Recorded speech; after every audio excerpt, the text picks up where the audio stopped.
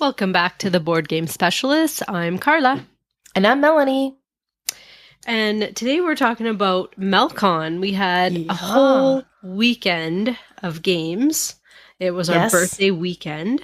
Yes. So we're excited to talk about that. But before we do, I just want to mention that we have a sponsor, and they're called Games and Couples by Ashrat Online Counseling. Now, they do couples counseling, and they use board games in the process, which we both find so cool and such a neat concept to be able to counsel through board games, mostly cooperative board gaming. But it's such a neat way to do things. Yeah. Yeah. Should do couple counseling just to get more board games. Yeah, exactly. Maybe we should go to counseling, honey. That's how you can get all you gamers out there with a spouse who doesn't play games. There you go. Do that. They have an influx of all these couples. I didn't find anything wrong with them, but or anything wrong with their marriage, but they sure did enjoy the games. Yeah, it's funny. So, what did you like? How did you find the whole weekend went of MelCon? Yeah, no, it's cool. So first thing I want to point out, we're a week late because MelCon. Now I know I was running on about 4 hours of sleep every day because I would stay up till like 2. We'd get up at 6 because me and you would play a couple of games before we'd head to MelCon. So that was like a whole 3 days of that. Then, unfortunately, my dad ended up in the hospital right after MelCon. He had a stroke, but he's doing much better. Actually, he bounced back, and doesn't seem to have much repercussion. So that was really good. But that wasn't more days. So we both got a horrible cold.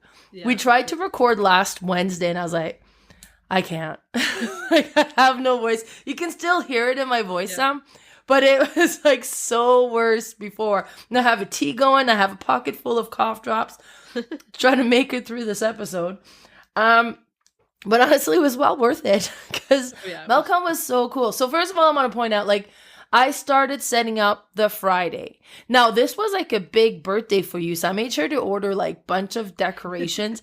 And it was in green because Carla plays green. Yep. And I ordered from Amazon this little balloon pumper thing.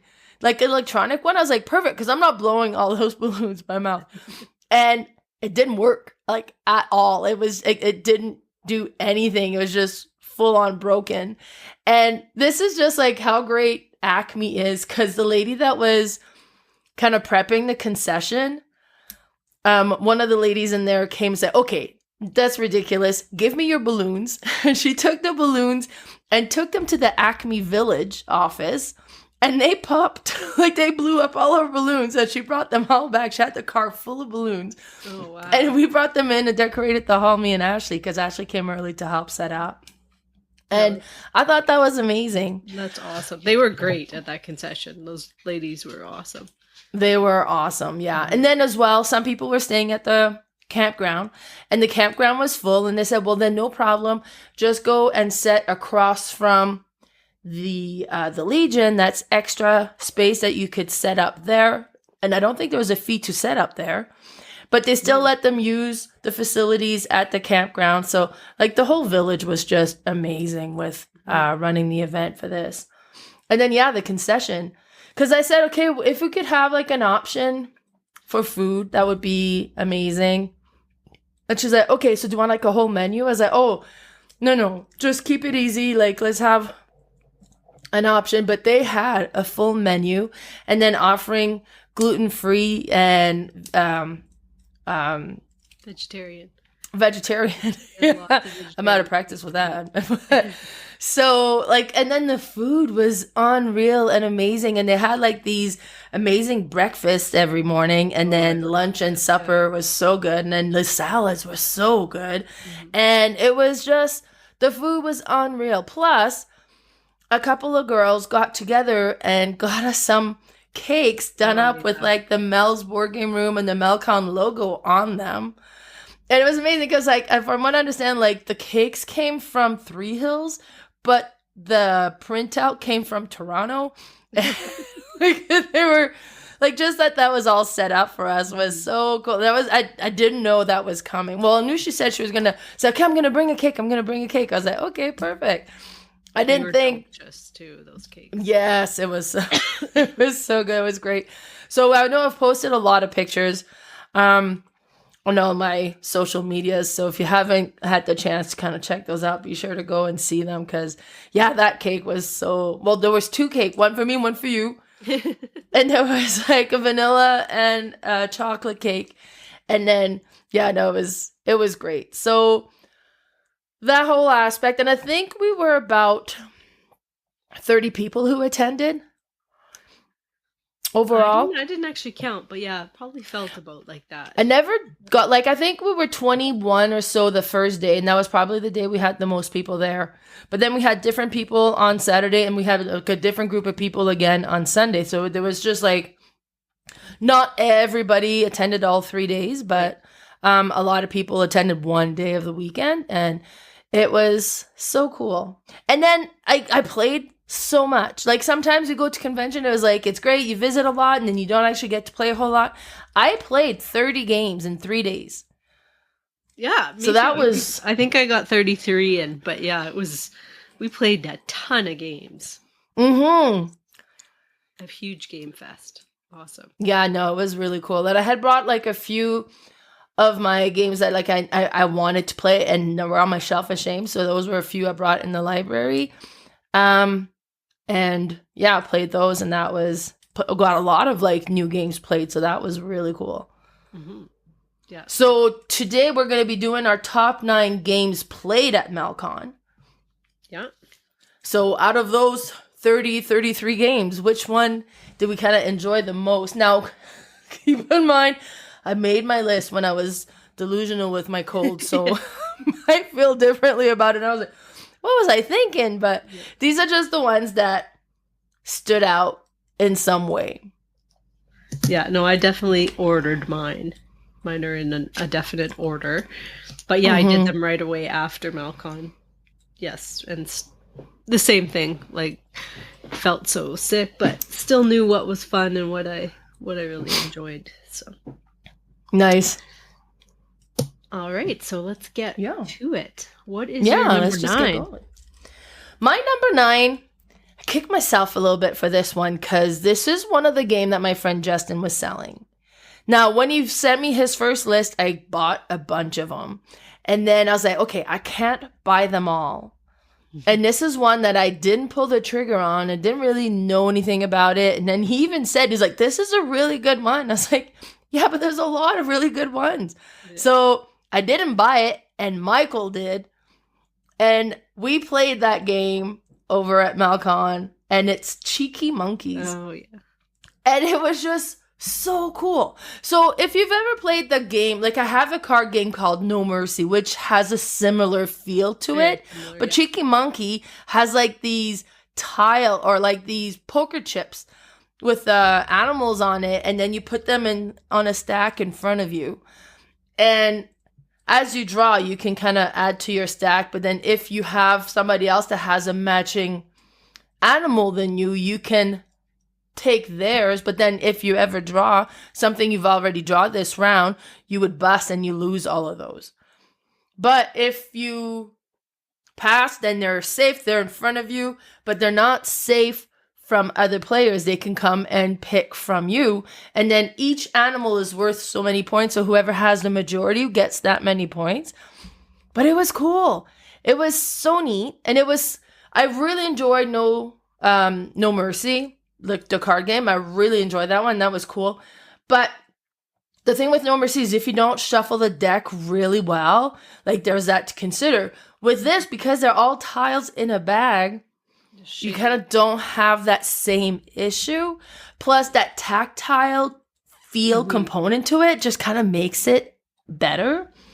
So, yeah, that game could have been mine. Yeah. Oh, no. And didn't you print too? Or yes. Yeah, too bad. Yes. Awesome. Yeah, no, I liked that one too. It didn't make my list, but it was super fun. That was the last game we played, I think, too. before. Yeah, I think that was the last game you guys played. Me and Michael played a few more after that, but Yeah, we left it a little bit early. But... Mm-hmm. All right. Well, my number 9 was Role Player. Now, nice. I'd played this once before, years and years ago, when Sagrada and Role Player kind of came out and everybody compared them and chose one or the other. Mm-hmm. And I, at that time, chose Sagrada. But then lately, I've been looking at Role Player again and Role Player Adventures and all kinds of things. But so I really wanted to play it again. And now we were at Gobfest and somebody was selling their copy of Role Player with all the expansions and like insert and both me and you were eyeing it. And I'm like, if you don't get it, I'll probably end up getting it. But you did end up getting it. Now, I remember twist my rubber arm, right? When you bought it, me and Kayla were jumping up and down. We're like, yeah, because then we could play it. So we got to play that was your copy there, right? Yeah, it was my copy. Right? Yeah. Now we played a 5-player version of it. I don't think I would play with 5 players again. It was long. It was a little long. Long for what the game is. Like it shouldn't be that long.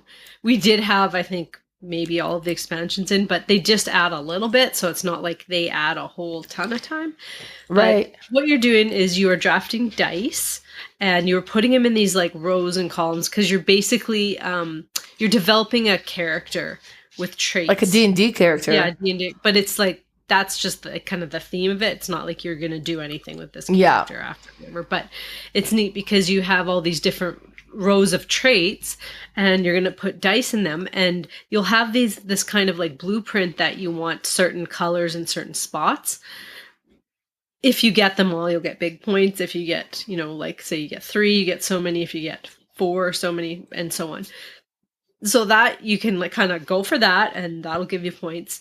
And then every time you put a dice in a row, you get to do that action that row consists of. And so sometimes it can let you flip dice or move dice around. So it lets you manipulate everything so you're not stuck. Like sometimes you're the last one to pull a dice and you're like, there's nothing I can do with these. I don't want them in those spots. I don't want those numbers. But the nice thing is you can manipulate them with the bonuses that are for each row.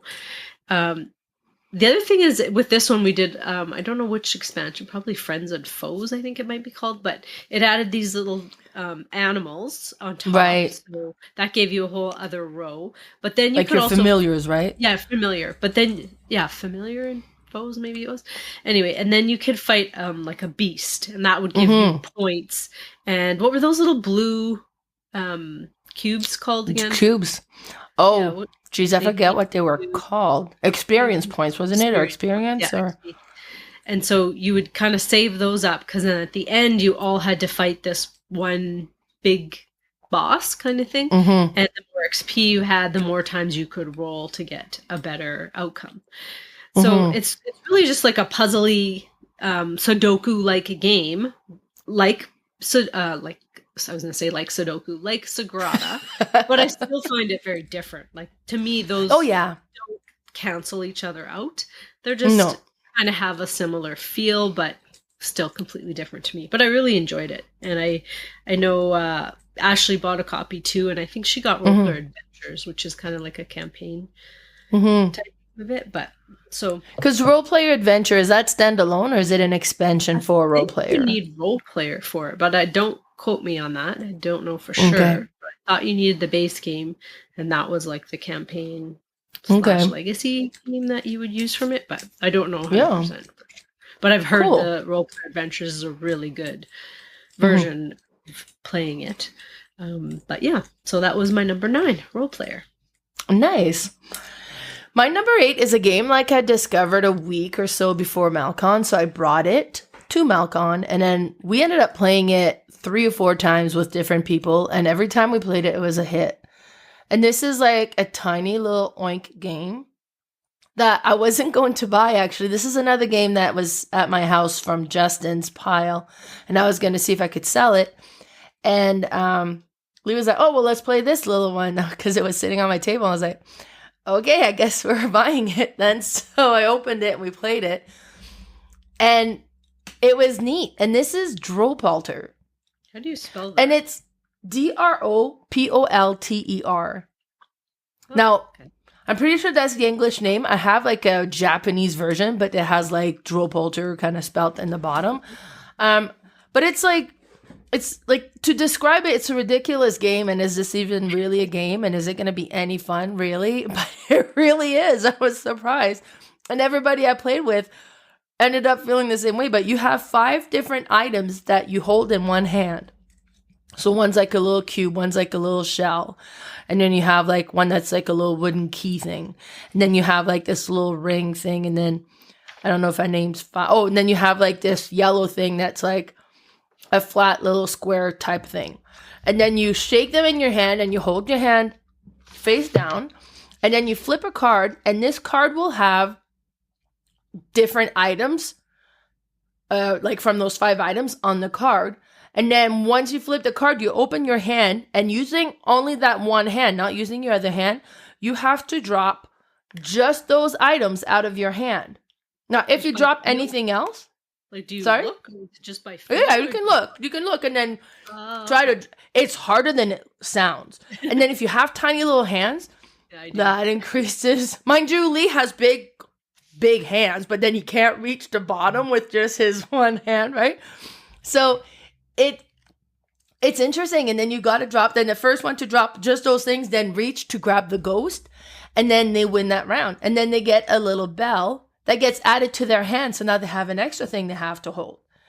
If you ever drop the bell, you lose the bell. So you can't drop it out of your hand. And it's the first player to get 5 bells that wins the game. Like, it sounds kind of like, oh my God, it's a stupid little game, but it's so satisfying to play. And we played it, like, as I mentioned, 3 or 4 times throughout the weekend. And every time we played it was like, it was a hoot. So that's my number 8, DroPolter. Yeah, I kind of heard you guys playing, but I didn't see. So I'm going to have to have a look at the little trinkets and see what that's like. Sounds cool. Yeah. All right. My number 8 was My Little Scythe. We played this, I think this was Saturday night, later, like in the evening when we were kind of done with our crunchy games, and Kayla's like, hey, you guys want to play with My Little Scythe? And I'm like, yes, because it was one I had wanted to play this weekend. I said, I might have to like relearn. And she said, well, I know it pretty good. Like I might just have to refer to the rules a bit. Well, it's not that difficult. Like it's a family game, but it's very similar to Scythe, like a simpler version of Scythe. So this was made by a father and daughter who had kind of made a family version of Scythe, and they brought it to Jamie and was like, do you think we could like make a go of this? And so he produced it. Nice. Developed it and made it, and it's like, I think it's an awesome family game, because in Scythe you are trying to get all your stars out on the board by like battle. I'm trying to think of the things that you're doing there. Now I can't think of all the things you do, but battle, you're trying to get your hearts up, which I don't know, I can't remember what it is in Scythe, but in My Little Scythe it's so cool. So instead of battle, you're having pie fights. So you're trying to like get to win. Actually, you don't even have to win the pie fight. You just have to be in a pie fight, I think, and then you get one of your stars out. You're trying to develop your friendship, and that's what the hearts is. And once you get up to this part of the track, then you also will get a star out. And even with the pies, when you can like increase your pies, if you get it to the top of this chart, you get another star. Even when you're developing your player board, when you've gotten 1 or 2 on there, I think it is, you get a star. And it's quite simple. Or if you deliver certain resources to the middle of the board, where in Scythe it's called the what is the middle called again? It's like a I can't remember, but in here it's like the castle. So you're going to deliver like the gems or apples to a castle. So it's quite simple. Like it's literally a half an hour game, very shortened version of Scythe, but still gives you the feel. And it's such a cool way to get kids used to like, Euro mechanics. Right. And it was so fun, but I couldn't believe how fast it was. And we had a blast. I just love it. And that was my number 8, My Little Scythe. Yes, because that was my copy you guys played. I still haven't got to try it yet.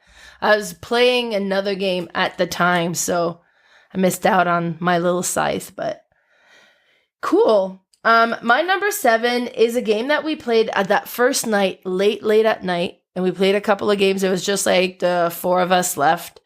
Me, you, Cherry, and Kayla. And we played Cross Clues. And you had talked about this before. And I'm like, okay. And I was like, like you could talk about a game and not kind of fully get it. But you have like from A to D on the top. And then you have from 1 to 4 on the side. And each of those are assigned a letter or a word. And then we get cards, and the card has like A1 or D3 or whatever. So when you meet those, you would have 2 words, and you need to come up with a 1-word clue to try to get the rest of the people to guess which location you're saying. And it was so neat and so satisfying. And we had one, I had one where it was like, we had mushrooms and unicorn. Oh, so yeah. I picked tripping. It was like, maybe they'll get it. And if it was late at night. But the other 2 were trying to steer me away from it. I was like, because there was also leg and foot. And they're like, no, it's leg and foot. You're tripping with. I was like, oh no. So we didn't get it, but it was kind of neat to come up with those clues. And like, it's like reverse code name, right? Yeah. And I thought it was so cool. In fact, I've bought my own copy since, which I kind of, oh yeah, I have my own copy now. And then I did by mistake because we did like a birthday weekend after MelCon with a girlfriend of mine that we always kind of celebrate our birthday together. So she's like, okay, what games do you want? And I put Cross Clues on that list. And ended up spending a gift card that I got from my sister and brought Cross Clue. And then I got home, I was like, oh no, what did I do? I was like, I'm pretty sure I put that on the list. Oh no, luckily she didn't buy it for me, and then I still have the game, so it's all good. But I thought it was so neat, and we did end up playing that weekend, like after MelCon again, and I played it again. It just went over so well. It's just such a neat, interesting game. Oh yeah, that's good. So we had a lot of fun with that one, and that's my number 7, Cross Clues. Awesome. Where did you buy it from? I bought it from Shoebox in Calgary, in Northeast Calgary. What are they even selling it for? I know on Amazon it's like $25 or something. It was like $18. Oh, okay. So it's not too bad. Yeah, no, so it was Shoebox has good prices normally, so yeah. I bought that, and then I bought Wandering Towers from them. Okay, now I've heard really good things about that game. I know, so I'm excited to give it a try. I haven't played it yet, but... And you should play it before our next episode, because it's part of that. Yes, get that to the table. Oh yeah, yeah. I was like, "What's our next episode?" But I have it written down here. Yeah, I do need to play this. Yeah. Man, okay, yeah, sounds good. Yeah. All right, so that was your number 7. Well, my number 7, I had been kind of eyeing at your house for a while and talking about wanting to play it, and I know you had said we should do a day of, I guess it would be like Victorian style games, like oh yes. Anyway, this is Marrying Mr. Darcy. Now this is a card game, and oh my gosh, we had so much fun with this game. I'm trying to find this game now too, but it's such a silly game because if you don't know what Marrying Mr. Darcy is, it's from Pride and Prejudice. Yeah, and it's funny because after we played this, me and Cherry went home and watched. Each at our own house watched Pride and Prejudice, and again, I've seen it before. She'd never seen it, and then I was like, oh, all the characters, like who you end up marrying, all the sisters and everything. I'm like, oh, that's hilarious. So what you do is you each are a character, one of the ladies, and you are trying to develop these different virtues that these gentlemen require before they would propose to you. So it could be beauty, of course, reputation, friendliness, wit. And wasn't there another one? Dowry, I think. Oh, yeah, dowry. So And how you develop these things is you do start with a couple, but then there's different cards that will be like different virtues. Oh, cunning is another one, which is kind of neat because that can make you steal it away kind of from someone else. Or, oh no, it'll let you go first in the proposal if you have the most. You get to collect your proposals first. Yeah. So the first phase of the game, you just go around and you draw an event. And then you do whatever the event says. Most times it'll say draw a trait and then play one. So you might draw like reputation but you have a hand of cards. So you might be like, I really need beauty. So I need to place some beauty down, and there'll be different values, like 1 to 3, I think. I don't know if there was any higher, but you play it down in front of you and then you just carry on. Now, there are some cards that you can steal from other players, so I can steal your beauty, or we stole quite a bit from you because you had quite a few cards. A lot of one. I can't remember what I was collecting the most. Your wit and your beauty and all that. Which it didn't work out in the end. No, and then after all those cards, I think you go through all the event cards or the trait cards. Yeah, all the event cards. Yeah, but some of the event cards are neat because it would be like... so-and-so came to town and now Mr. Collins is engaged. So he is off the market kind of thing. And so he might have been on your list of like top contenders that you wanted. Cause we all have different, ideal mates, I guess, right? Yeah. Different order of who we wanted to marry first kind of thing, and second, third, and so on. So, and then there was some cards that would say like, okay, everybody's gonna, like, it's a dance, a ballroom, and everyone's gonna roll the dice and so will happen. It might just, like, nothing will happen. You might lose a card, you might get to gain a card or whatnot. But anyway, after that phase is over and you've gone through that deck, then the proposal starts. So everybody flips all their cunning over, and whoever has the most gets to go first. Yeah. So they flip their card, and it shows from like bottom to top basically who they would like to marry, the top being the most that they would, but they have to start from the bottom. And so you look at the gentleman, and if you have those characters or traits, then you have to chance the proposal. So you roll the dice, and if it's, I think, 4 to 6, he proposes, and if it's 1 to 3, he doesn't. Yes, 1 to 3, he doesn't. Yeah. So if he does propose, then you can accept it and you'll get so many points for that, or you can refuse him. But if you refuse him and try higher up and don't get that, you can't go back. And you can't go back, you'll never come back. Actually, Cherry had one card that said she could try. She could go and try another proposal. To the first, like, one of but she had to roll again to see if he would propose again, too. Yeah. So it's funny because I think Cherry went first. And she got 0. She got no proposal. Yeah. And then you went? I went second. And then you got I got no proposal. So I became an old maid. Now, as the old maid, you still roll a dice. Because depending on, like, you can have, like...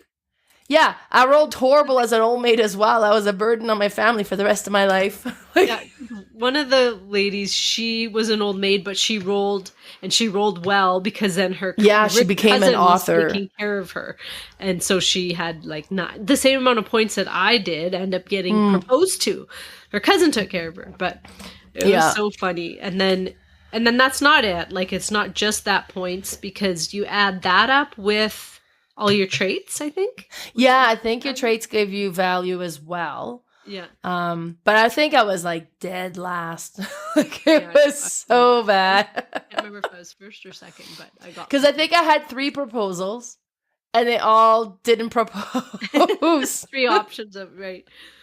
Yeah, it's hilarious. Like, as you play the game, mostly, I think a lot of people at the table weren't as familiar with Pride and Prejudice. I don't think anyone was. I think there was still... Yeah, and then I was like, oh yeah, and this is like this, and then like but it's so thematic. If you have watched it, it's amazing.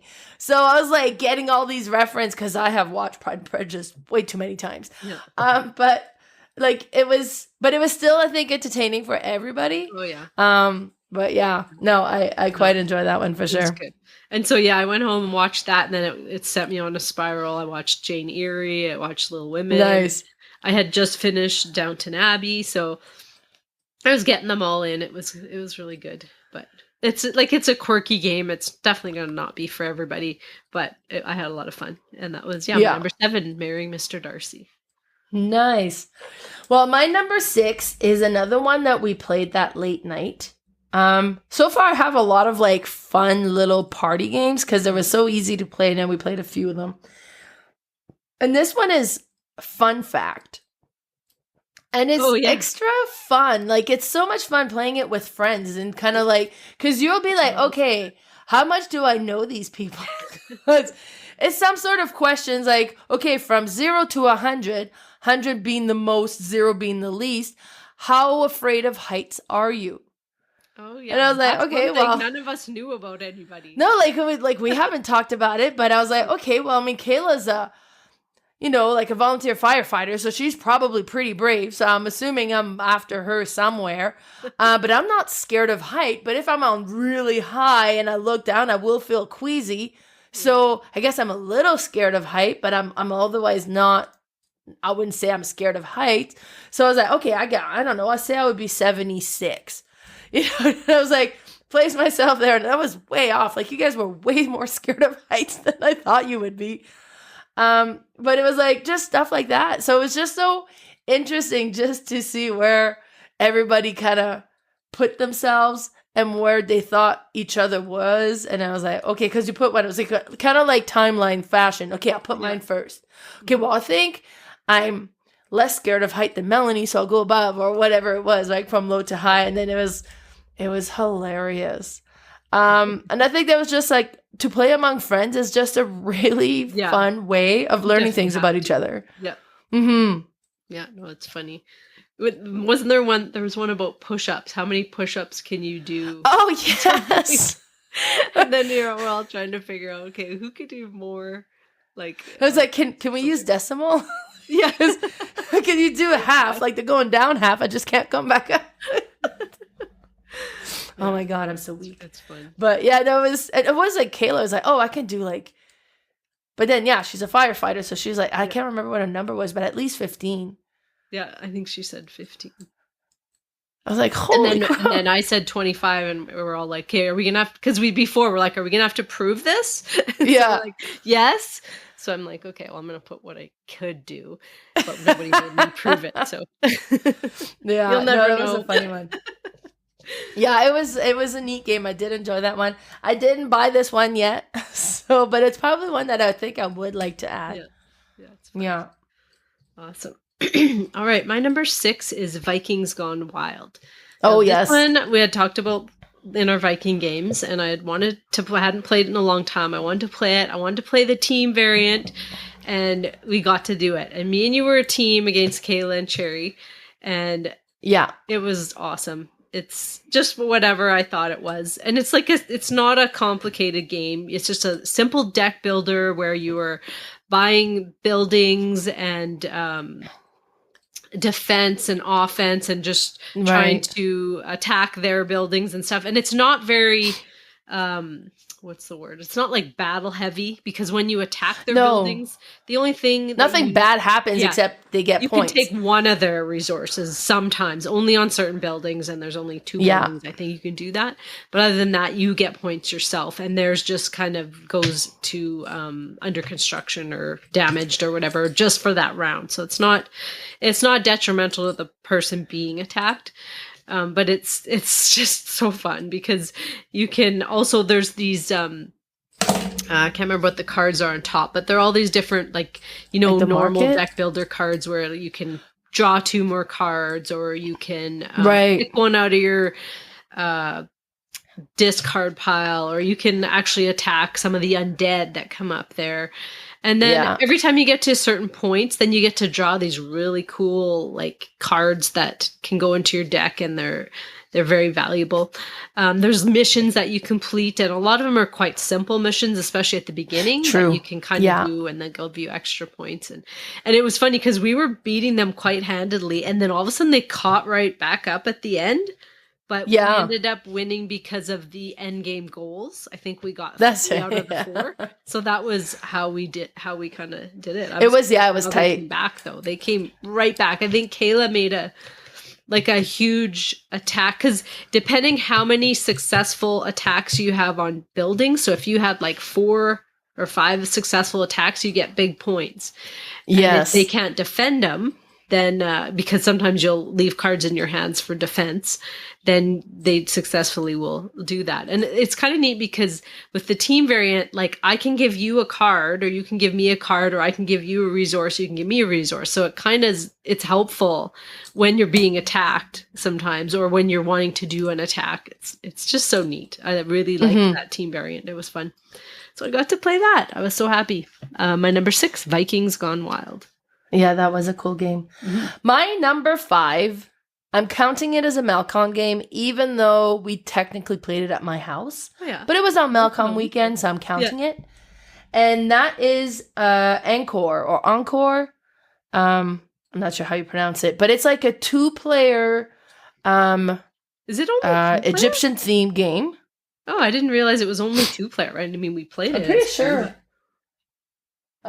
Yeah, because it's in the Space Cowboy 2-player series. Because there's not a whole lot of chips, so yeah, that must be. Yeah, so it's a 2-player game, but it plays kind of like Splendor, where there's like these little poker chips of different colors, and on your turn you can draw 3, or you can buy a tile. And then if you buy a tile, you add, like, you kind of create this little tile connection thing, and you're trying to create clusters of similar colors and clusters of similar animals.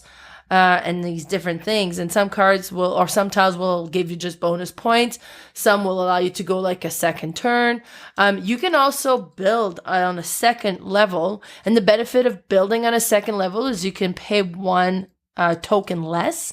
But then you can't move the tokens underneath because you have the Ankh tokens that allows you to move some of your tiles if you want. If they're available to be moved, like if there's something on top of it, they're stuck. Or if there's something all around, then they're stuck. You can't move those. Yeah. It also allows you to refill the market, because otherwise the market doesn't refill unless you spend one of those Ankh tokens. So you got to make sure you do that from time to time. And it's funny because sometimes I would refill the market, which totally shifted all the tiles over and added new tiles. And you're like, man, I collected the chips to buy this one. Now it's a different price because it got shifted. Because you have like this board that you put tokens in it to show what the cost is for those tiles. And that's random, so it changes every time.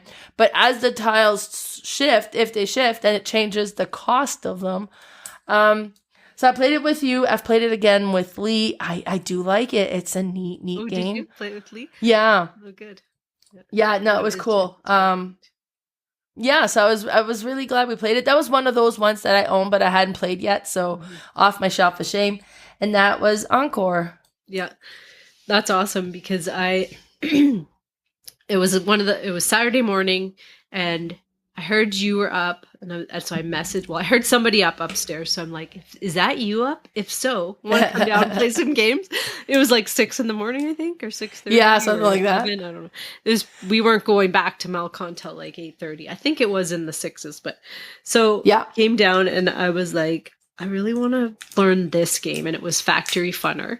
I wanted you to teach me, which if you are on our Discord, I posted today. I played like 8 solo games of it. So did you own it when we played it? Yeah, because I had bought it from Justin like months ago. And right. Read the rules, and the rules are terrible to learn from. And then I watched videos, and they didn't really help. Like there wasn't actually a how to play, so I was kind of muffled with, how it all works. And so I'm like, I really want to learn this. But for some reason, I thought it was like an 2-hour game. It was like a 20-minute game. Like we played it so fast, and I just loved it. So yeah, today, finally my head is cleared because I had such a bad headache from this cold flu that I could not play anything that required any kind of like major thinking. It was basically it is a thinky one. It is like it's a puzzly, crunchy game, but still like quick. So I just hammered out 8 games of it today, and I was like, I couldn't stop because you have to play one, and then if you do get to a certain amount of points, you advance. But anyway, I'm way off topic here. So then I said, after you taught me that, I'm like, is there anything else? Like, is there something you want to get off yourself ashamed? So you pulled out Ankh'or, and I was like, oh yeah, I wanted to play this because you had picked it up from John and Sylvan, and it was at my house, and I was going to try it, but never had time to. So I was so excited to play it. And like you said, it's like Splendor, but I really like the tile laying in it too. So that makes it, different. But yeah, so that's awesome. You got that off yourself. Yeah, no, that was cool. Yeah. So that was your number 5. My number 5 is one that I taught you at MelCon, and this is Caldera Park. Now, this one is a Michael Kiesling game, and this is a tile-laying game. Now, if you've ever heard of Savannah Park, this is kind of the sequel to it. And I did own Savannah Park, but this one I find is they have not streamlined it, but they cleaned it up and made it better. So I ended up selling that one. And then I was waiting to buy this one. They are kind of pricey for just a basic tiling game. So it went on sale at Bliss one time, I think for $20-25. So I bought it. Yeah, that's a good price for that. Yeah. And I was so happy. Now, what you do in this game is everybody has a player board with a terrain map on it. And it has all these different hexagonal spots with your mountain, forest, and field. No, what do we call that? I can't think of the word. Not plains. Plains, yeah. And then there's waterfall spots. There's a river that runs through it, and what you're doing is everybody has this box of tiles, and it has all these different animals in it and watering holes on some of the tiles. And so you just flip them all face down and kind of mix them up. And then you'll put out, I think it's maybe 10 that go at the top of your board. So we'll all have different tiles at different times. And then there's one central board that has each of the animals, and then they are on certain slots, and then on the top of the board are all the different terrains. So on your turn, you will take one of the animals and slide it up to one of the terrains. So I might say, I want the buffalo in the plains. And then everybody who has a buffalo up top has to grab a buffalo and put it in their plains. Now, if they don't have a buffalo, they can take any animal and put it in that terrain. But what you're trying to do is you're trying to connect all the like animals to each other with as many watering holes as possible that those animals are at. So it sounds simple, but you're trying to do that with all the animals. Now, to make it even more difficult, there are these weather tiles that are going to be set up each round, and most of them will be flipped down. You have one sun tile that can basically anything can go, but the rest of them all have some negative things to them. So a limitation. Limitation. Yeah. So you'll flip a tile and you'll have to start it at the top left, and then the rest of them will all go kind of counter or clockwise. But it might say no buffaloes can be here and no goats. So that's easy because then you know not to put those there. But as you go throughout the game and these more tiles will pop up, you may have already put, say, an elephant. I don't know if there's elephants in this one. No, there's not. No, I don't think so. Moose. You might have already put they call them elks, but it's a moose that you would put. You might have already put one near there, and now you put the weather tile that says no moose, so you have to flip that over and will not be able to score that one. So it's just one of those real puzzly games trying to figure out, okay, where can I put this if I connect? Because some of the watering hole tiles will have a goat and a buffalo, and so you want to have those connected to your buffalo and goats, but your goats are way up here in the forest, your buffaloes are down here, so now I've got to choose which one to put it with, and it won't connect the other one. So it's what is the best result? You're not going to get everything perfect. Literally, I have tried just pulling out the tiles and seeing if they can all actually connect. I got pretty close, but I think there's always something that can't happen. And so then at the end, you'll score points for your connections, and your watering holes are your multipliers. And then you also get points if you've filled in all your forest or all your mountains or all your plains, or if you've filled in all your river, all your waterfalls. And then there's these little tiny volcanoes. There is a volcano in the middle, but what are the little ones called again? Do you remember? Geysers, is it? Yes, or? Geysers. If you surround all the geysers, or each geyser you surround, you get a certain amount of points. And so that's just how you score everything. And you ended up winning. You were surprised. You're like, Did I? Okay, yeah. I still didn't remember that. It was really close. I think the three of us were really, really close, but you were I think we scored you as you were kind of setting something up or doing something. And I'm like, Mel, by the way, did you know you won? And you're like, did I? But no, I really like it because it's, the solo variant is basically you just do the best you can with because you get to choose it all the time. So you'll have a higher score.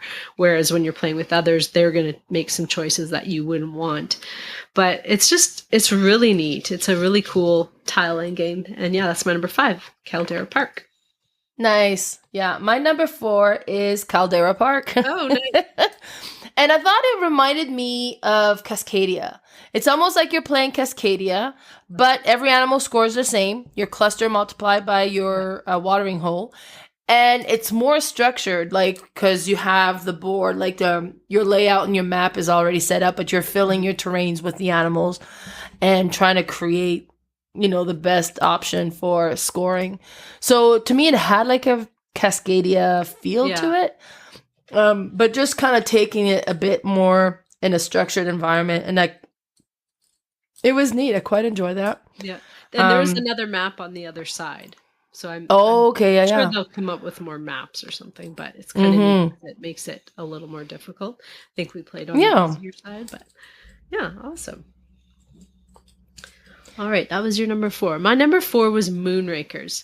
Now we played this near the end on Sunday. Kayla had to go, so I think we had just under an hour, and hang on. Yeah, because I was not around during that time, so I'm not sure when that took place. Yeah. So anyway, we had under an hour and we thought, well, I don't know if we can get this game in an hour. But yeah, thought, okay, well, maybe we'll just go to 5 points instead of the full 10. But we did end up getting the whole thing in. Like, it was amazing how we played so fast. And it's just such a neat rendition, like, of not cooperative, semi-cooperative though.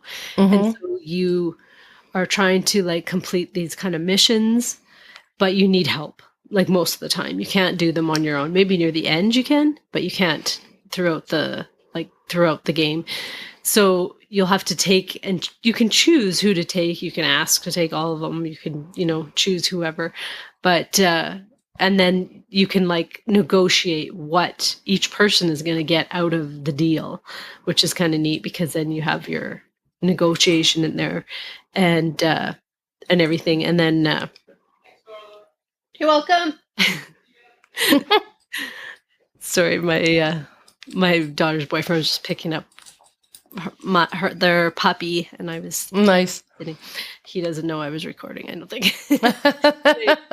So yeah, so you negotiate all these missions. You can do them on your own, but there's also these head-to-head ones where you actually compete in this mission, and whoever like wins it will get all the benefit out of it. And so what you're trying to do is get to 10 points. It's called something else. It's not points, but whoever gets there first who wins the game. So it's just a big race.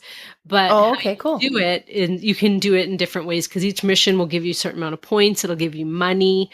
And money can be used to buy ship parts to like improve your spaceship because it's a space theme game. And then you can also hire crew with the money, and they will give you different things that will bonuses kind of throughout the game, or like player powers. It's just such a neat game. Have you ever played this yet? No, I don't think so. Oh, you will love this game. Yeah. And so then you can also build up every time you take somebody on a mission, then you move up this track, like your, I forget what it's called, but like your kind of buddy points. So like if I took you on a track, I'll move your little ship up on this track. And once you get to the end of that track, those will give you points as well. So if I keep like taking you on missions, or you guys will take me on missions, they move up every time you're in another mission with someone. And so once you get up there, you get the points, and it's just such a neat way to do things. You can lose points too, because as you're doing these missions, there's damage that you can take, and the damage is losing points. So you might have to take 2 damage dice, but in the negotiation, I might say like, I'll give you like a point because there might be like 2 points up for grabs, but you also have to take a damage dice so that I'm not taking all the damage, right?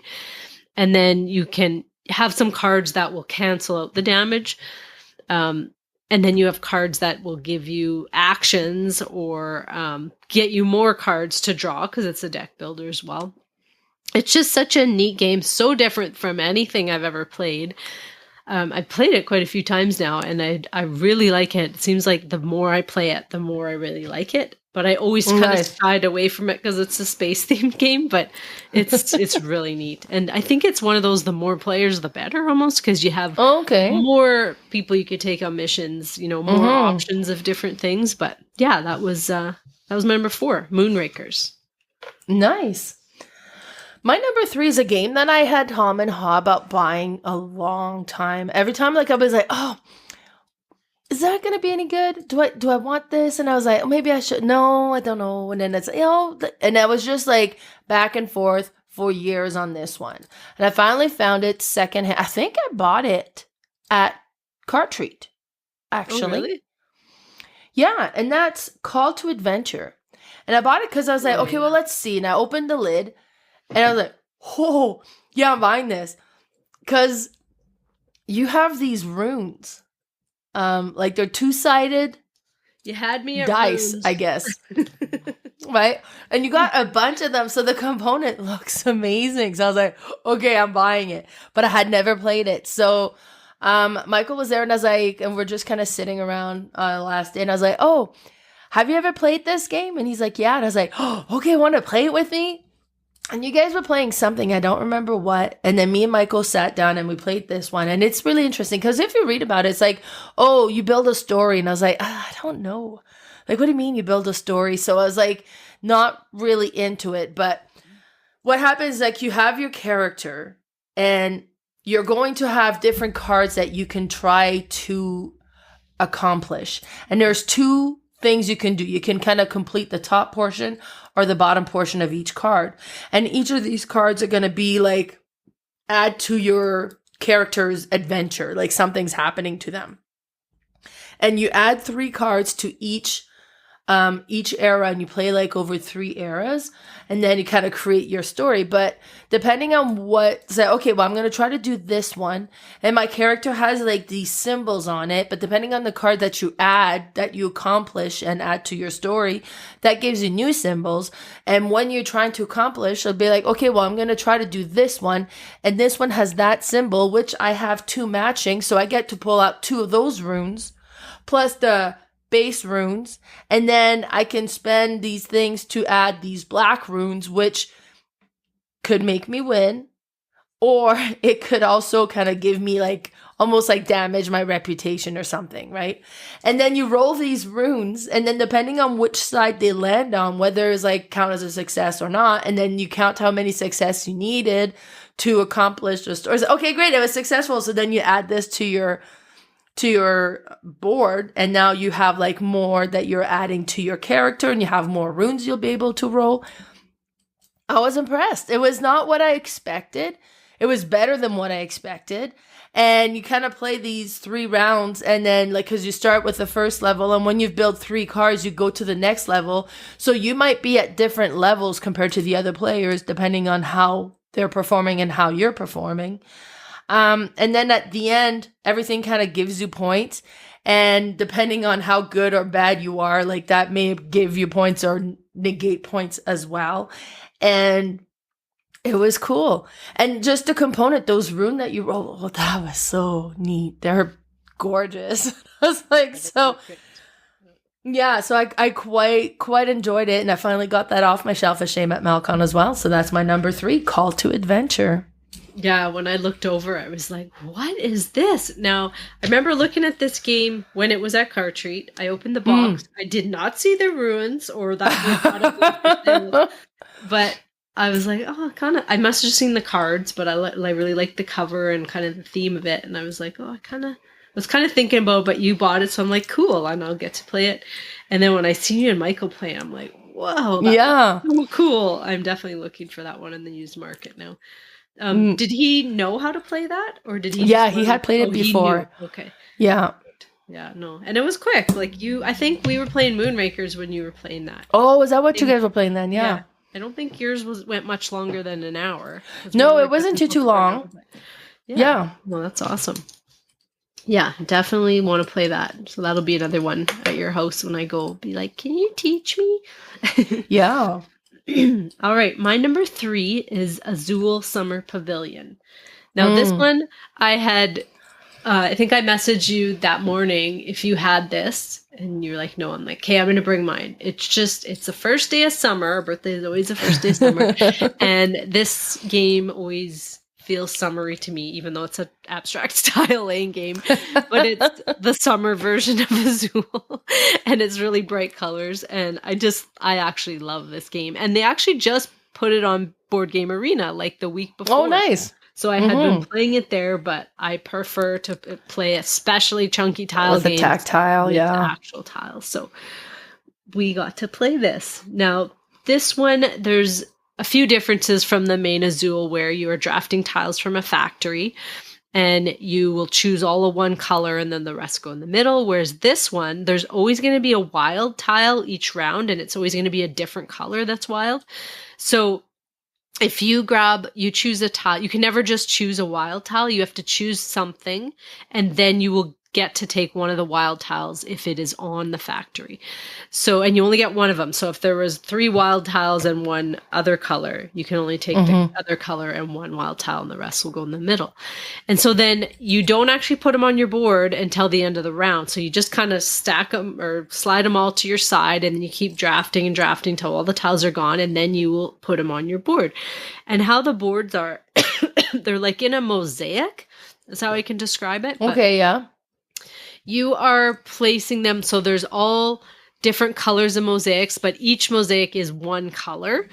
So, and they have around them like a 1, 2, 3, 4, 5, 6. So if you were to place, say I were to do my red tiles in the red and I wanted to put them on the 3 spot, I would need 3 red tiles. I would place 1 and chuck 2 in the tower. So you need to have the 3, but then you only place 1. You always only place 1 on the board. And then so on. And you kind of go around with that. So you have these colored mosaics that are around the board. And then the middle is one that has all different colors. So, 1 to 6 with all different colors. Now, the neat thing is in between all these mosaics are these little like trophy things. And when you surround them, then you get a bonus. And one of them is a single bonus, one's a double, and one's a triple. And then you get to go over to this other mosaic board and you get to draw free bonus tiles for however many, if you got a single, double, or triple. And then you get to use those tiles. And so it's just kind of, you're trying to comboing all the bonuses to get more tiles, to get more things, to get more points, because you're going to score connecting tiles like you would in Azul. So if I place 1, I get 1 point, and then I place another one next to that one, I'm going to get 2, and so on and so on. And then at the end game scoring, there's no lines or columns like there is in Azul. You will score like if you had all the red or all the blue and so on, or all the middle. But then you'll also score if you did all the 1s on the board or all the 2s on the board. So it's just like it's kind of a sideways mechanic to Azul as opposed to the second one, which was quite different. That's the only one I don't own. I've only played it once and I didn't love it. I would like to play it again because I might have changed my mind. But this one is probably my second favorite to the first one. And that's Azul Summer Pavillion, my number 3. Yeah, I thought that one was really cool. I played it actually at MelCon years and years ago. Oh, really? When MelCon was at my house in Didsbury. And that was the first time I played it. And I thought, I was like, huh. And at the time I was like, I didn't buy multiple versions of similar games. I was like, if I didn't own Azul, this is the one I would want. But I own Azul, so I'm not buying any more Azuls. And then I've kind of gotten over that rule since. But I still only own Azul, though. So, but the Summer Pavilion did have a kind of a neat structure to it. Yeah. Cool. All right, my number 2. Actually, I'm so impressed. I want this game now. And actually, when I marked it on my BG stat that I played it, it was already on my wish list. And I had not played it before, and I was like, okay, yeah, it belongs on my wish list. I want this game. And this was the last game that I played of MelCon. It was just me and Michael left. Everybody had left. And we played Royals. Oh, and it's so good. Oh my God, it's so good. 2 people can play that? I thought it was Oh yeah, we played 2 people and it was a blast. And you're just kind of drawing tiles, and then the tiles have like different crests on them, like they're different colors, and it's either like blue for France, or you'll have like red, I think was for England, and you'll have like for the different countries on this map, and you're collecting them. And when you have enough, you can spend the cards to place one of your tokens or your cube into one of those cities in that country, and you'll place your cube. Now there's like, each location has like I think most location, not each location, but they'll have like a higher one and a lower one.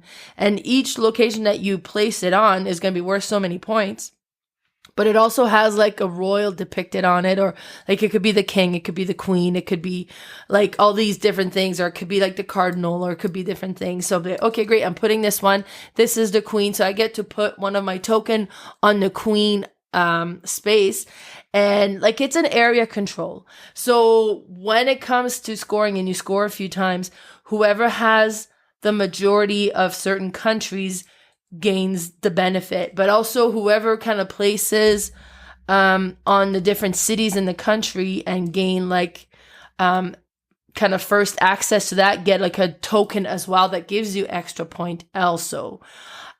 It was cool. Oh my God, I enjoyed it. Like, and it was super simple. You collect these cards. You can take from like the face up, or you can pick up blind, kind of like Ticket to Ride almost, where you're collecting the cards to build routes. But in this case, you're just collecting card to have like, you know, be able to kind of gain control of these different cities in these countries, and then have like the majority if you can, and you would score for majority, and like it kind of goes over a certain round, and then each number round, like you'll score.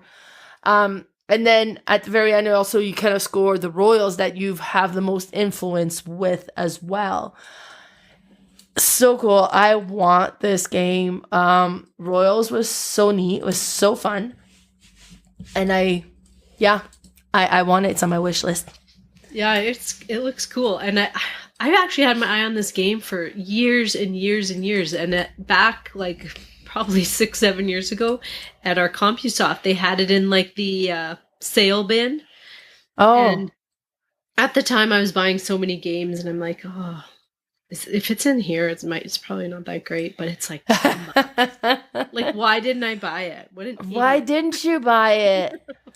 And then I've kind of seen it like on a few lists throughout the years, and I'm like, oh, I really want to try that game. And then Michael pulled it out that day, and I was like, oh, yeah. But I didn't see him bring it out or like set it up, so that was totally when we were gone. That's awesome. Yeah, you guys were all gone. It was just me, Michael left. So yeah, no, it looks really cool. Mm-hmm. All right. My number 2 is Euphoria. Now, I really wanted to teach you this game at MelCon, but it didn't happen. I had it set up. I know. And you had to head to your house, so I was like, okay, let's play this, and then I'll teach Mel another time this weekend, but we never did. Yeah. But I had played it once a few days before with John, just to kind of refresh, because I hadn't played in a long time. And then Cherry really wanted to play it, and Kayla, and then we met Chris there, and he played it with us too. Now this is another unique like Stonemaier game where you're racing to place your stars out, which, I mean, that part isn't unique, but the game is, because you have this Euphoria or dystopia where you have all these workers that you're trying to keep stupid, and you don't want them to get too smart, because if they get too smart, they'll run away and find something better. And you have these different factions, and you have 3 factions at the bottom of the board that are trying to dig into each other faction, and they each produce a certain resource. And then you have at the top this bliss faction that produces bliss, which is like kind of a drug and just keeps you happy, and they don't interfere with anybody else. But there's you have 2 dice, so those are your workers that you start with, and you roll these dice, and whatever pip they are, that's the power of what their workers for you, and that's their power.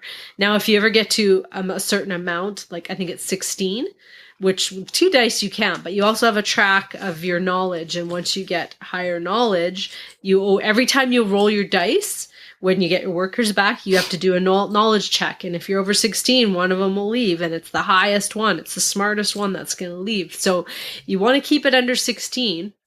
But you also want to get more workers because then you can do more actions. The actions you do are you're going to go and get resources.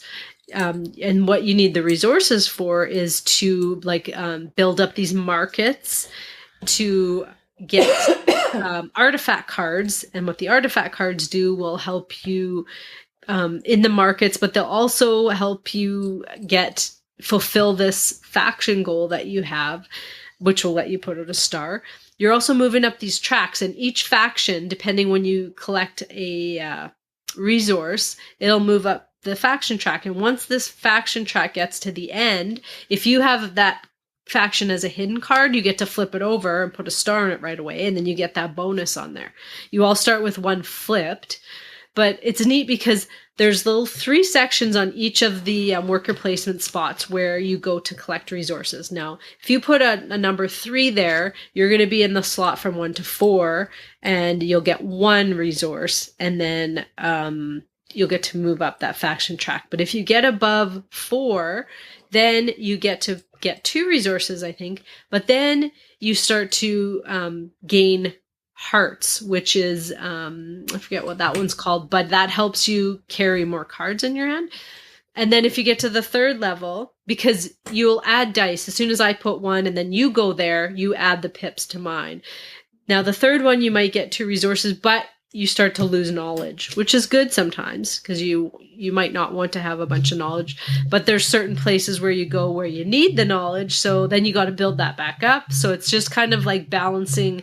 I don't want too much knowledge, but I don't want too little because I need to go to places where I need it. And then it's neat because as you're building these markets, once there's a certain amount of people that have contributed, you'll flip it over and everyone gets to put a star there. But then if you haven't contributed, then there's a negative effect and you will carry that throughout the game. So you're kind of trying to make sure you have enough resources to build at these markets so that you don't get stuck with that. There's just a lot going on, but it's after, a few rounds, you kind of oh, it's actually quite simple. It's just sounds like a lot at the beginning, but it's really not. And it's just a really different concept of a game. I don't think I've played anything like it, but I love that the dice are, you want to keep them not too smart. And, when you go to gain dice, it's funny because you can either pay energy to go and get another dice, which is actually shocking the worker into coming into your workforce, or you can go and pay water where you're pouring cold water over them, which it's funny just because it's really that's how I'm going to get them to work. But apparently, and then we all would get an extra dice and we're yeah, we got 3 dice now. And then all of a sudden you bring all your workers back to you, roll them, and boom. I paid all that energy to go get another worker and only to roll it and lose it because he's too smart. Because he's too smart. Yeah. It's another fast one. It played maybe an hour with 4 people. I think it does go up to 5 or 6. Nice. But it's just, I don't know. What I love about some of his designs that they're so, it's not there's a first player, but after that you just go round and round and round, and it doesn't matter who was first after. It's just you just play until you're done.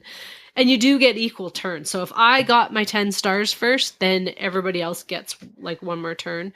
And if they can reach it, then we tie. And I forget what the tiebreaker is. I think it's whoever has the most knowledge or reputation. Okay. But it's such a neat game. You'll really like it. But yeah, that was my number 2. Yeah, because I bought that one recently.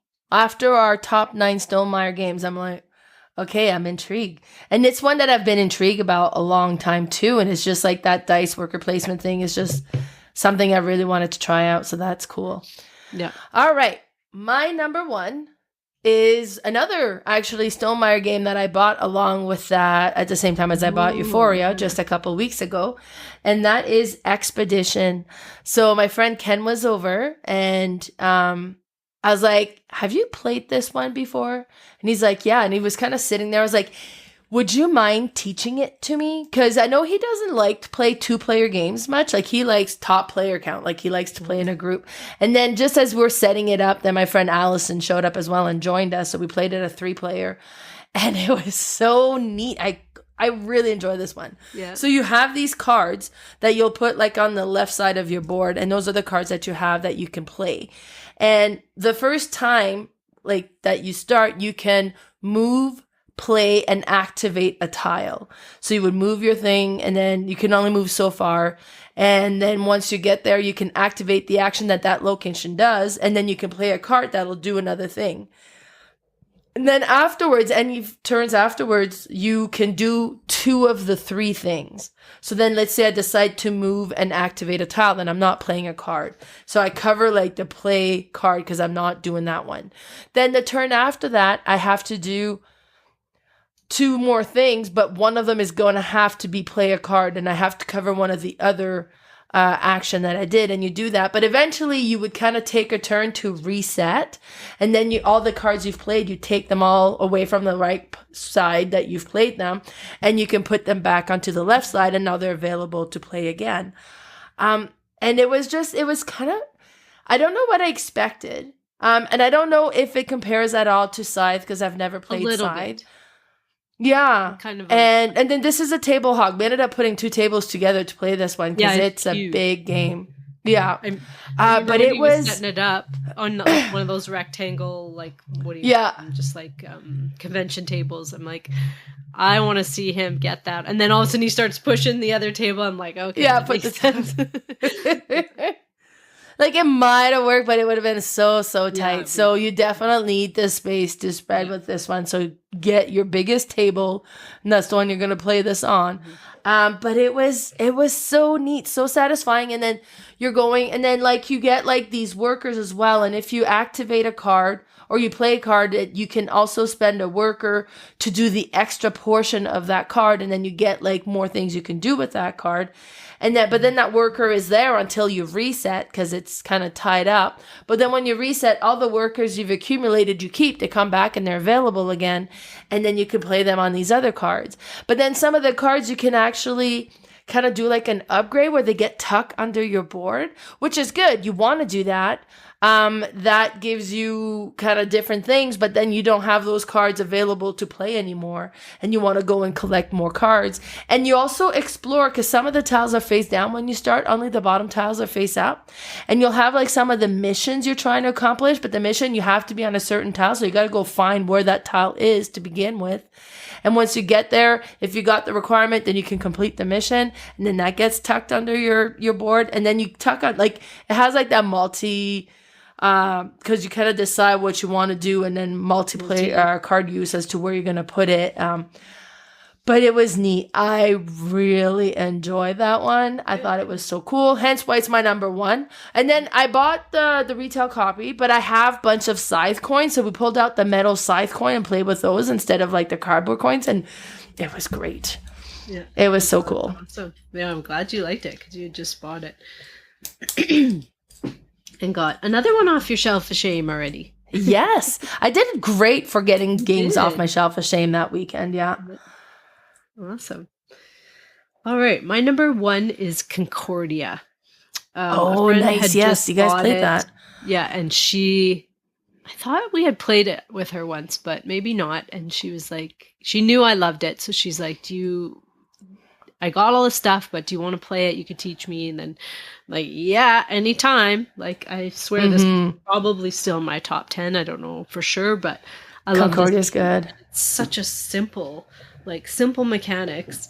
We played with the fish market in this one. And I think I played it wrong the last time I played with the fish market, but it's so neat because normally in Concordia, you have, when you prefect, which is one of the card actions that you do, you will get all the resources from where your houses are on the map from that province, and you'd get those resources plus the highest resource that province produces. And then everybody who has a house in that province will also benefit from it. But with the fish market, there's just fish, so you will get fish, the number of fish for however many houses you have, and you're thinking, oh, well, I'm not getting resources for that. But then you use these fish to go around this fish track and get all these different bonuses. So it kind of makes up for it. It's like a different game. But then the other thing is if say a bunch of people have perfected and all the provinces are empty, then you will just get to collect coins from all those. So sometimes there's a way to get a whole bunch of money out of it. But basically what you're doing in this game is you are spreading out throughout all these provinces. You're building houses that will produce different resources. So you have, I think, 5 or 6 different types of resources. And how you do that is you're going to move these explorers, and you have either people or boats. And the boats will move along the water lines and the people will move around the land lines. And you can build wherever you want, even if people are there. But it's going to cost you if somebody is already built there. It's going to it'll be double what the cost normally was. The coin cost anyway, still the normal resource cost. And you have this hand of cards, and everybody starts with the same hand of cards, and they have different actions. So one will let you, move around the map and build. Some will let you go a Mercator action, which lets you collect money, and then you can trade up to 2 resources. So you can either buy or sell up to 2 different resources. There's another card that lets you buy more cards, which the cards will just be, a lot of them will be upgraded versions of the ones you have. Then there's another card that lets you copy somebody else's face-up card that they've just put in their discard pile. So you may have already placed your card that lets you build, so you can't do that until you draw all your cards back. But if somebody has it face-up, you can play that copy card. Now, the neat thing is then when you draw all your cards back, that's an actual action. But then you get money from that, and then you can put out more explorers. Colonists, that's the word, not explorers. Oh, okay, yeah. And as you're buying these cards too, the whole point of buying them is not just for the actions, but the scoring on the bottom. Because it's one of those games where you have no idea who's really winning. I mean, you might have some idea if you see somebody's like just built all their houses almost, but you don't have any idea because you don't score anything until the end. And how you score is you take all your cards and you line them up into piles, and the bottom of each card scores differently. So some of the cards might score for just money. Like for every $10 you have, you're going to get a point. So if you just have accumulated money throughout the game, hundreds of dollars, then you want to gather a bunch of those cards. You have some cards that will give you points for each province that you've built in or each type of resource you've built in. There's all different types of scoring, and it's just neat how you can strategize your game completely different from anybody else and still kind of come up with the same amount of points. I've always loved this game, even from the first time I played it, but it's one of those games that every time I play it, it's like, oh yeah, it's so good. And then I play it again. Oh yeah, it's still so good. Like it's just never going away, this game. I just love it. And that's my number 1, Concordia. Yes, that was a cool one. I've only played it the one time so far at Bernie's, that one time. But it was so good. And I do own it and I can play it. And it was one of those, like the box is weird shape and it's like long and awkward. And that's what kept me from buying it for so long. Cause it's just like, make it square. What are you doing? But it's a really good game. So yeah, I saw you guys set that up at MelCon. I was like, oh, that's so cool. I can't remember what I was playing at the time, but. Maybe not Expeditions. No, I don't know what you were playing. I don't remember. There was maybe it was when I was playing like Taco Puck, Maple Syrup Canoe. And eventually that one ended up we had a blast with it. It was hilarious. But yeah, so those were the top 9 games we played at MelCon. It was a blast. I really, really enjoyed my weekend. Me too. There's no better way to spending a birthday. Yeah, playing board games all weekend. Yeah. It was awesome. That's for sure. Yeah, well, good success. The food was awesome. I didn't have to pack usually because I'm a vegetarian. I have to pack all my food or most of it to a convention and hope that, some of the concessions will have some decent food, and a lot of them will still have salads, but I still need protein. So then it's like, all right, I got to bring my protein. But they had, I literally wouldn't have had to bring a thing. Like their breakfast was awesome. They made veggie omelets, and their lunch they made a Mexican salad, a Santorini salad. Like they had egg salad. They had veggie burgers they brought in for me, and then she even said I can do the taco in a bag with the veggie burger, and Like, it was just so good. They just, like, for a small place like that to accommodate, it was the best food that I've had to go and buy at a convention ever. Yeah, no, it was unreal. And then affordable, and and then she was great. It's like, okay, I can run your tab, and then we would just e-transfer at the end, and it was cool. And then they had like coolers and stuff, so at the end of the day, the one day we all had like a couple drinks as we were playing the last few days. And then I had after Friday night, I'm like, because she's like, well, what do you want to drink? And I'm like, oh, well, I don't know. Do you have gin or whatever? She goes, oh, no, I don't. Then the next day she taps on my shoulder. She goes, I went and bought some gin for you. I'm like, oh my God, I'm not even a drinker. I only had a drink because it was my birthday. But I feel so bad because I think I had I was starting to maybe get a sore throat, and I was like, I don't think I want I'm starting. Like, oh no, it's okay. We'll stock it anyway. But like, they're just so nice and accommodating. So accommodating. It was like, I mean, because that's also where I do my monthly game day, like one Saturday a month. Now, I'm not going to be doing it over the summer months just because I think most people are going to be gone camping and stuff, and it's just hard to plan stuff on weekends and during the summer. But we're going to start them again on in September. Yeah. But when we do that one Saturday game day, they do have the concession open and snacks and drinks and food available as well. And then we do games from like 11 o'clock to 5 o'clock. And then kind of do like a full day of board gaming. But yeah, it's been amazing using the Legion. So I know our Legion is amazing. Definitely, if you want to run an event and you're considering that, check with your own Legion in your area, see what they have available, because it's been a hit for us. Like, what they do is amazing. Yeah. Awesome. Mm-hmm. All right. Well, our next topic is going to be games that are better than memory.